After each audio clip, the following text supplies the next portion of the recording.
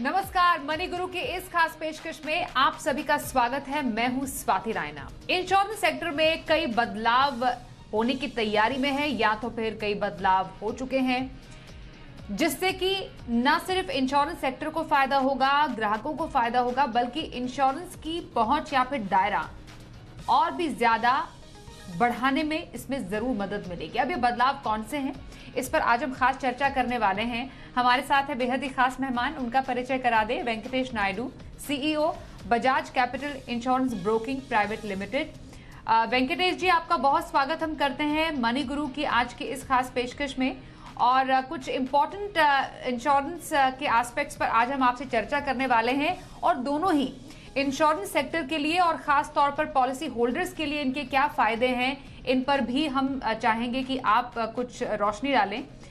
सबसे पहले ये समझना जरूरी है कि अभी हम अगर इंश्योरेंस की बात करें, उसमें भी लाइफ इंश्योरेंस की बात करें या फिर हेल्थ इंश्योरेंस की बात करें, तो जो दायरा है अभी वो भारत में बहुत ही कम है।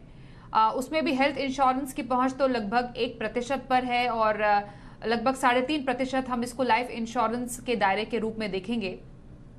अब जो ये बात हो रही है कि जो लाइफ इंश्योरेंस कंपनियां हैं वो भी हेल्थ कवर बेच पाएंगी, आपको लगता है इससे हेल्थ इंश्योरेंस को खास तौर पर उसका जो दायरा बढ़ाने में मदद मिलेगी? इस स्टेप को आप किस तरह से देखते हैं? अभी हालांकि पास नहीं हुआ है, लेकिन जल्दी हो सकता है ये लागू हो भी जाए।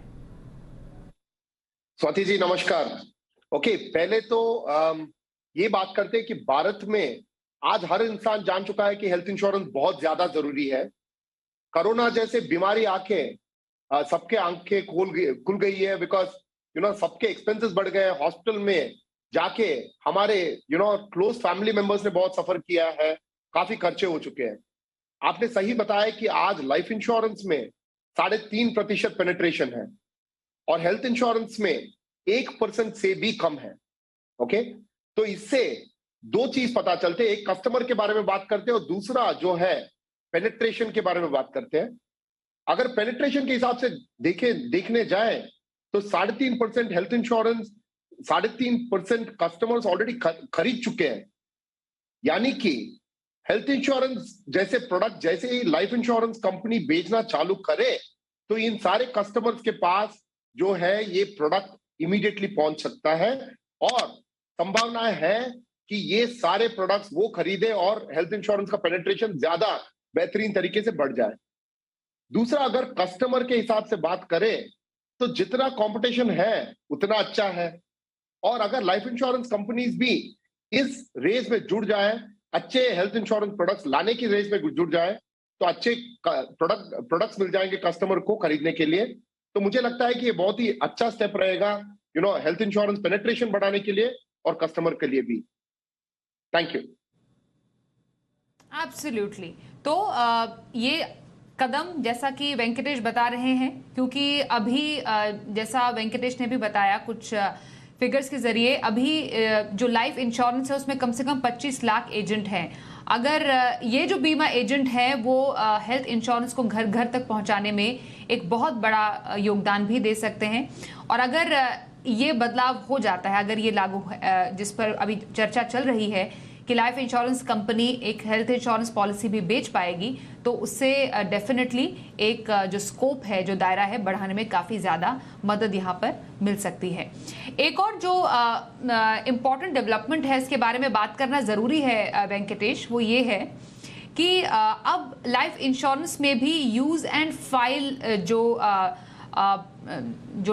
टेक्निक है उसका इस्तेमाल किया जा सकता है। ज़रा इसके बारे में पहले थोड़ा बताइए, क्योंकि ऑलरेडी जितना हम जानते हैं ये हेल्थ इंश्योरेंस, मोटर इंश्योरेंस में है, लेकिन अब लाइफ इंश्योरेंस में भी अगर कोई प्रोडक्ट कंपनीज लाना चाहती हैं तो ज़रूरी नहीं है उनको रेगुलेटर IRDAI की पहले मंजूरी लेनी पड़े। वो उनकी मंजूरी लेने से पहले भी कोई प्रोडक्ट को लॉन्च कर सकती हैं। सबसे पहले यूज एंड फाइल है क्या, और ये फायदेमंद क्यों है? मतलब इसको हम इतना इंपॉर्टेंट डेवलपमेंट के तौर पर क्यों देखें? तो इसको दो हिस्से में बांटना चाहता हूं मैं। पहले तो ये इंडस्ट्री को कैसे हेल्प करेगा, और नंबर 2 ये कस्टमर को कैसे हेल्प करेगा। यूज एंड फाइल क्या होता है? पहले जो रूल होता था वो तो file and use. File and use यानी कि पहले प्रोडक्ट डिजाइन करिए, वो प्रोडक्ट को फाइल करिए, उसके बाद इरडा उसको पूरा इवैल्यूएट करेगा, उसके बाद अप्रूव करेगा, उसके बाद आप कस्टमर को लॉन्च करिए, राइट? इसमें कम से कम 6 महीने से 1 साल लग जाता था अच्छे प्रोडक्ट्स को निकलने में। आज के तारीख में इरडा ने ये समझ लिया है कि लाइफ इंश्योरेंस कंपनीज को भी काफी एक्सपीरियंस मिल गया है और अपने बाउंड्री समझ चुके हैं लाइफ इंश्योरेंस कंपनी। तो इसकी वजह से इरडा ये बहुत ही फॉरवर्ड लुकिंग जो है रूल लाने वाली है, जिसमें यूज एंड फाइल लॉन्च किया जा रहा है। यूज एंड फाइल यानी कि पहले आप प्रोडक्ट डिजाइन करो, प्रोडक्ट बाउंड्री कंडीशंस के अंदर डिजाइन करो और लॉन्च करो, कस्टमर्स यूज करना चालू कर सकते हैं। उसके बाद 1 हफ्ते के बाद लॉन्च होने के बाद आप फाइल कर सकते हो, उसका अप्रूवल मिल जाएगा। इसमें सेफ्टी ये भी बिल्ड किया है कि बोर्ड का अप्रूवल चाहिए, कंपनी में जो है उस बोर्ड का अप्रूवल चाहिए प्रोडक्ट डिजाइन के लिए, और जो भी कंडीशंस इरडा ने रखा है उसको फॉलो करने की जरूरत है। तो इससे ये अगर अप्रूव हो गया ये मेजर, तो इंडस्ट्री में और भी अच्छे अच्छे प्रोडक्ट जल्द तरीके से सारे कस्टमर्स को अवेलेबल हो जाएंगे और सारे मार्केट मूवमेंट का पूरा पकड़ बहुत अच्छी तरह आ जाएगा कंपनीज को और अच्छे प्रोडक्ट्स कस्टमर्स को मिलना चालू हो जाएंगे। फॉर एग्जांपल एक उदाहरण देता हूं मैं कि आज के तारीख में इंटरेस्ट रेट मूवमेंट जो है आज के तारीख में इट इज गोइंग अप, यानी कि इंश्योरेंस कंपनीज बहुत अच्छे गारंटीड प्रोडक्ट्स ला सकते हैं। अगर ये यूज एंड फाइल अप्रूव हो जाता है तो पहले लॉन्च कर सकते हैं और उसके बाद फाइल कर सकते हैं। बहुत अच्छे प्रोडक्ट कस्टमर को मिल सकते हैं, टाइमली मैनर में मिल सकते हैं। तो ये बहुत ही फॉरवर्ड लुकिंग स्टेप रहेगा, बहुत ही अच्छा स्टेप रहेगा। ये अगर अप्रूव हो गया तो बहुत ही बेहतरीन हो जाएगा बोथ इंडस्ट्री और कस्टमर के लिए। बिल्कुल। अब लेकिन इसमें समझना जरूरी है वेंकटेश ये कि कोई प्रोडक्ट के फीचर्स क्या होंगे या उसके अंदर की जो डिटेल्स क्या होंगी। क्या इसमें ऐसा हो सकता है कि रेगुलेटर को बाद में लगे कि या उनकी कोई आपत्ति हो उस प्रोडक्ट को लेकर, तो उसको कैसे एड्रेस किया जाएगा, ये समझना भी जरूरी है। क्योंकि आपने पहले बोला कि पहले फाइल एंड यूज हुआ करता था, बेसिकली रेगुलेटर की अनुमति के बाद ही कोई प्रोडक्ट बाजार में आता था। अब क्योंकि मंजूरी के पहले ही बाजार में आ रहा है, अगर इरडा को यहाँ पर कोई आपत्ति होती है किसी प्रोडक्ट में या किसी तरीके की रेगुलेशन संबंधी कोई अगर दिक्कतें होती हैं, उसको दूर करने के लिए क्या किया जा सकता है? या उससे पहले कोई एक चेक एंड बैलेंस कमेटी है जो पहले प्रोडक्ट को देखेगी, समझेगी क्या ये ग्राहकों के इस्तेमाल के लिए सही है कि नहीं है? तो बिल्कुल सही सवाल है आपका स्वाति जी। ओके, तो आपको ये समझना पड़ेगा IRDA already pricing conditions, expense of management conditions, काफी कंडीशंस ऑलरेडी ड्रॉ कर चुका है। प्रोडक्ट डिजाइन के लिए भी काफी कंडीशंस डाल चुका है। ओके, और ये भी बोला जा रहा है कि बोर्ड अप्रूवल, ओके, ये प्रोडक्ट को लॉन्च करने के लिए बोर्ड अप्रूवल जो है, इंटरनल बोर्ड अप्रूवल बहुत ज्यादा जरूरी है। ओके, तो इरडा अगर ये रूल लाने वाला है तो product design conditions, product expense conditions और प्रोडक्ट प्राइसिंग कंडीशंस, ओके, निश्चित तरीके से इसको लॉन्च करके ही ये रूल लागू करेगा, ये कंडीशन अप्रूव करेगा। तो मुझे लगता है कि सिर्फ यूज एंड फाइल ऐसे ही लॉन्च नहीं करेंगे, बिल्कुल कंडीशंस डाल के ही लॉन्च करेंगे, मुझे ये एक्सपेक्टेशन है। ओके, अब जो एक और बहुत ही इंटरेस्टिंग जो डेवलपमेंट हमने हाल ही में देखा है वो ये रहा कि जो अभी मार्केट में सिप इंश्योर नाम के प्रोडक्ट बिकते हैं जो म्यूचुअल फंड इंडस्ट्रीज बेचती हैं, उसमें कई लोगों के इन्वेस्टमेंट्स भी हैं। उसमें सेबी ने एम्फी को कहा कि आप ऐसे प्रोडक्ट लाने से मना कर दीजिए। सबसे पहले ये जो सिप इंश्योर वाले प्रोडक्ट है वो क्या करते थे आपसे समझना मैं चाहूंगी। फेमस तो थे बहुत, लेकिन फिर भी इनको रोकने का मकसद क्या रहा है? बेसिकली अगर एक एसआईपी या एक म्यूचुअल फंड के साथ अगर एक इंश्योरेंस जुड़ जाता है, हमें ये मालूम है कि यूलिप एक ऐसा प्रोडक्ट है जो कि यूलिप लिंक्ड इंश्योरेंस प्लान है, वो लगभग कुछ इसी तरह बिहेव यूजुअली करता है क्योंकि निवेश भी है और उसमें इंश्योरेंस भी है। ये सिप इंश्योर इससे अलग कैसे, और इसको रोकने के पीछे एक बड़ी वजह क्या रही है आपके हिसाब से? आपको ये भी पता रहेगा स्वाति जी कि काफी कंपनीज ने इसको गो एड करके लॉन्च कर दिया था। ICICI prudential MF plus, Nippon India SIP plus, Aditya Birla sun life century SIP. Okay, काफी लोगों ने लॉन्च कर दिया था इसको। ओके, इसमें 50 टाइम्स मल्टीपल मिलता था, यानी कि अगर आपका एसआईपी जो है, अगर हर महीना 10,000 रुपए का है, सालाना आपका अगर 12 लाख है, तो इसका 10 टाइम्स यानी कि 1,20,000 अगर है तो 12 लाख जितना इंश्योरेंस आपको दिया जा रहा था। ओके, तो ये बहुत ही अच्छा था, ग्राहकों के लिए अच्छा था। बट इसमें कंफ्यूजन ग्राहकों के लिए, बिकॉज म्यूचुअल फंड का प्राइम ऑब्जेक्टिव जो है वो इन्वेस्टमेंट है, इंश्योरेंस नहीं है। ओके, तो इसमें कंफ्यूजन अवॉइड करने के लिए सेबी ने बहुत ही टफ स्टैंड लिया है कि इसको बिल्कुल मिक्स नहीं करना चाहिए, और इंश्योरेंस कंपनीज का कॉम्पिटिटिव एडवांटेज और एमएफएसआईपी का जो प्योरिटी है, उन दोनों को मेंटेन करने के लिए बिल्कुल सेबी ने ना बोल दिया इसके लिए। ओके, और इसको ऑलरेडी रिजेक्ट कर दिया है और इसको मार्केट से पुल बैक कर लिया गया है। बिल्कुल, एब्सोल्युटली वेंकटेश, आपने सही बोला। कई कंपनियां जो कि ला चुकी थी ऐसे प्रोडक्ट्स, वो बंद भी कर चुकी हैं, लेकिन जो ऑलरेडी ऐसे प्रोडक्ट्स में अभी इन्वेस्टेड हैं उनके लिए कोई गाइडलाइंस, क्योंकि डेफिनेटली एसआईपी के साथ इंश्योरेंस का यहाँ पर मैटर भी है। तो जो ऑलरेडी जिनका पैसा है या जिनकी कुछ इंश्योरेंस का पैसा बनता है, जैसे जैसे एसआईपी बढ़ती है, क्योंकि इसमें इंश्योरेंस भी एक तय अमाउंट से बढ़ जाता है, तो ऐसे लोगों के लिए कोई खास स्ट्रैटेजी या कोई खास निर्देश दिए गए हैं कि उनको क्या करना चाहिए? अभी फिलहाल ऐसा रूल अभी डिफाइन नहीं किया है। ओके, तो उसका भी इंतजार रहेगा, क्योंकि ये रूल डेफिनेटली लाएंगे। जो ले चुके हैं उनके लिए I am sure protection will be offered, उनका पुल बैक नहीं रहेगा। ओके, तो I am sure protection will be offered for all the customers. जो कस्टमर ले चुके हैं उनके लिए प्रोटेक्शन डेफिनेटली ऑफर करेंगे। बिल्कुल, तो जो जिन्होंने ऑलरेडी प्लान लिया हुआ है उनका मैच्योरिटी तक वो जो पॉलिसी है, प्लान है, वो जारी रहेगा। लेकिन हाँ, सेबी ने क्लियरली बोल दिया है कि कोई नया इन्वेस्टमेंट ऐसे किसी प्रोडक्ट में किसी भी फंड हाउस को अब नहीं लेना होगा। एब्सोल्युटली वेंकटेश। इनफैक्ट अब कुछ सवाल हमारे पास हैं दर्शकों के, उनको भी शामिल करते हैं शो में।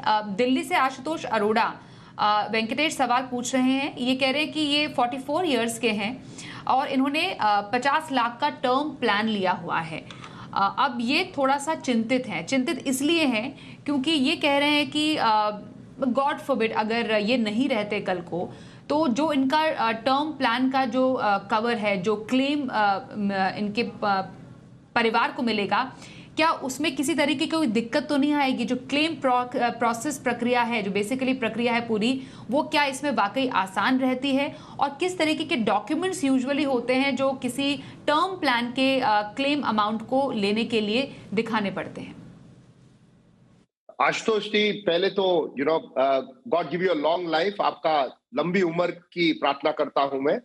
ओके, तो बड़ी सिंपल बात है कि आपने बहुत ही अच्छा डिसीजन दिया है टर्म इंश्योरेंस लेने का। ओके, तो टर्म इंश्योरेंस लेने से पहले क्या जरूरी है और टर्म इंश्योरेंस लेने के बाद क्लेम के टाइम पे क्या जरूरी है, दोनों के बारे में बात करना चाहता हूं मैं। क्लेम इंश्योरेंस लेने से पहले, टर्म इंश्योरेंस लेने से पहले ये बहुत जरूरी है कि जो भी आपका रियलिटी है आप बिल्कुल सच बोल के लो। यानी कि आपका अगर कोई प्री एग्जिस्टिंग इलनेस है, ओके, बिल्कुल सच बोल के लेना है, इसमें कोई मिसरिप्रेजेंटेशन नहीं करना है। वो बहुत जरूरी बात है, ये सब ग्राहकों को मैं बताना चाहता हूं। नंबर 2, जब क्लेम का टाइम आएगा, बहुत जरूरी है कि जो आपके नॉमिनी है उस पर बड़ा क्लैरिटी रहे कि जब आपने नॉमिनी जब आप टर्म पॉलिसी लिए हो, तब नॉमिनी का स्पेसिफिक मेंशन आपको देना चाहिए। यानी कि तब कंफ्यूजन ये नहीं रहना चाहिए कि कितना परसेंटेज किस नॉमिनी को जाएगा, उसमें बिल्कुल क्लैरिटी रहे।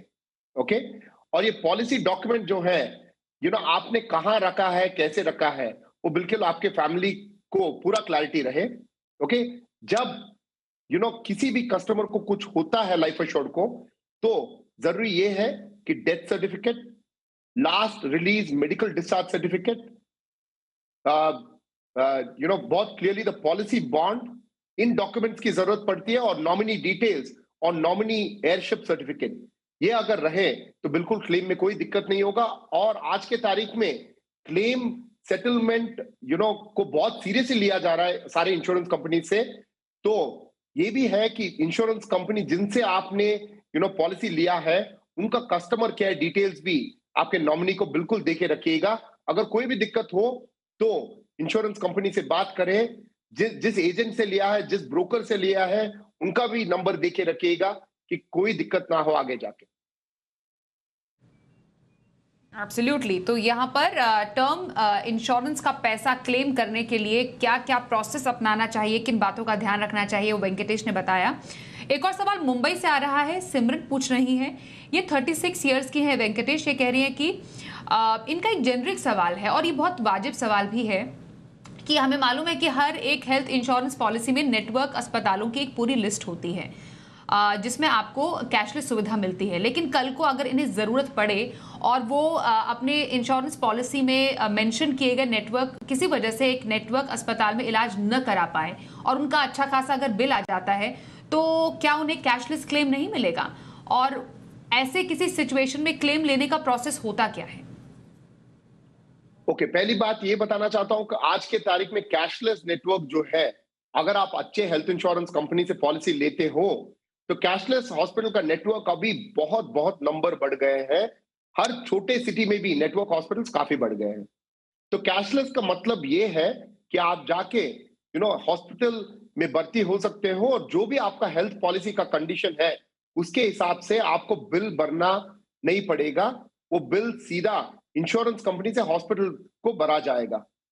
अगर आपको ये हो जाए कि किसी नॉन नेटवर्क हॉस्पिटल में जाना पड़े, ओके, तो कोई प्रॉब्लम नहीं है। आपको पहले अमाउंट भरनी पड़ेगी, उसके बाद रीएम्बर्समेंट के लिए पूरा डिटेल्स के साथ डिस्चार्ज समरी और सारे बिल्स आपको सबमिट करनी पड़ेगी, और जो भी कंडीशन है आपके हेल्थ पॉलिसी में उसके हिसाब से आपको क्लेम बिल्कुल मिल जाएगा, उसमें कोई प्रॉब्लम नहीं होगा आपको। बट नेटवर्क हॉस्पिटल को अगर चूज करेंगे तो और भी बेहतरीन एक्सपीरियंस रहेगा। अगर नेटवर्क हॉस्पिटल को नहीं चूज करते हो तो पहले आपको खर्चा करना पड़ेगा और उसके बाद रीएम्बर्समेंट आपको क्लेम करनी पड़ेगी। ओके, आपको बिल्कुल किसी प्रॉब्लम के बिना मिल जाएगा।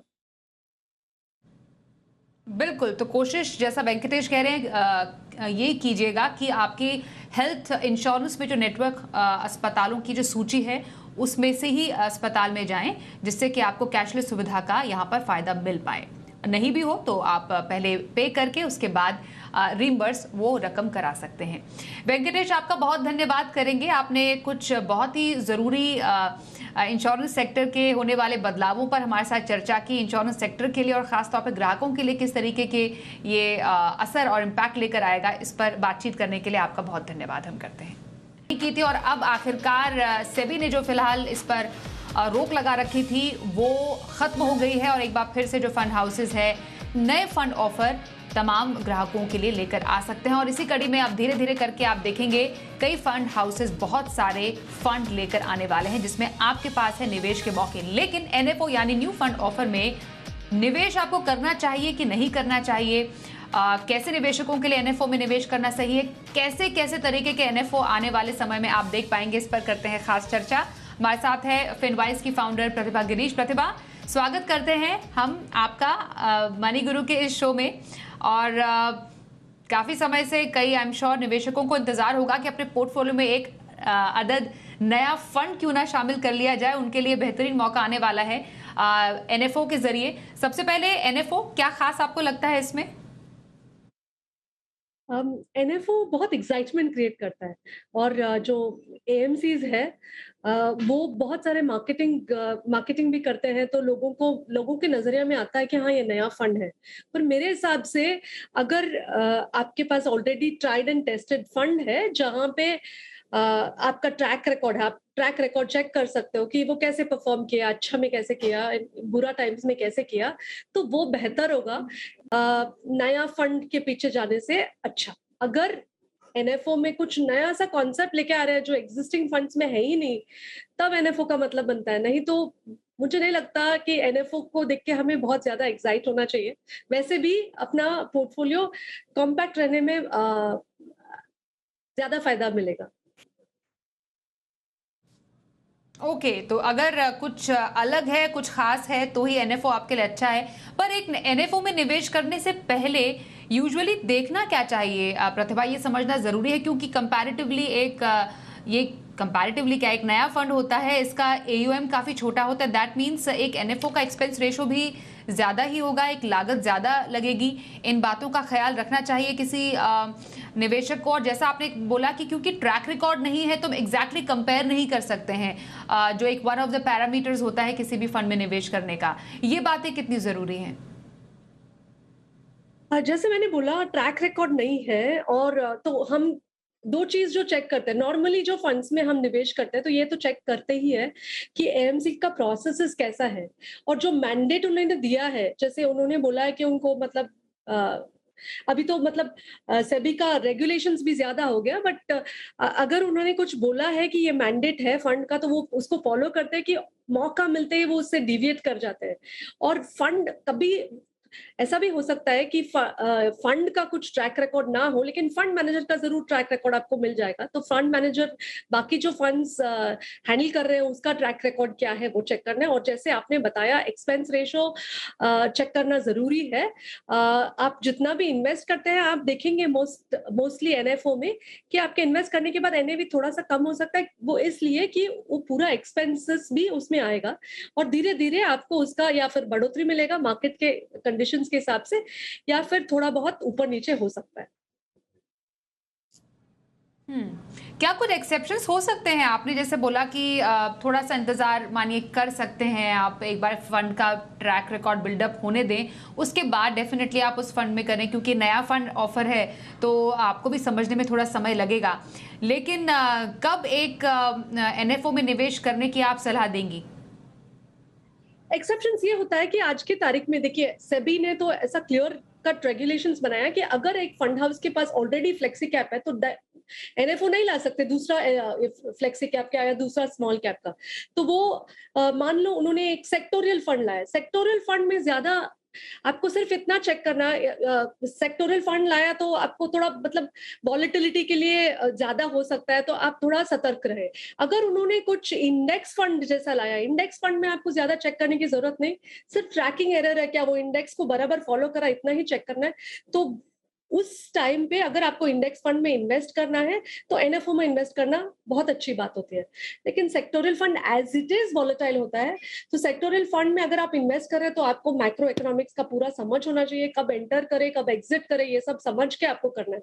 तो एक्सेप्शंस सेक्टोरियल फंड हो सकता है, एक्सेप्शंस डेट फंड भी हो सकता है, क्योंकि आपको 3 साल का कोई डेट फंड चाहिए और आप नया एनएफओ आया है जो एग्जैक्टली 3 साल का वैलिडिटी है और उसका मतलब टर्म है, तो आप उसमें एंटर कर सकते हैं उसमें भी। लेकिन आपको पेपर्स वगैरह चेक करना पड़ेगा कि उसका ट्रैक रिकॉर्ड क्या है। But these two are exceptions, index fund and debt funds.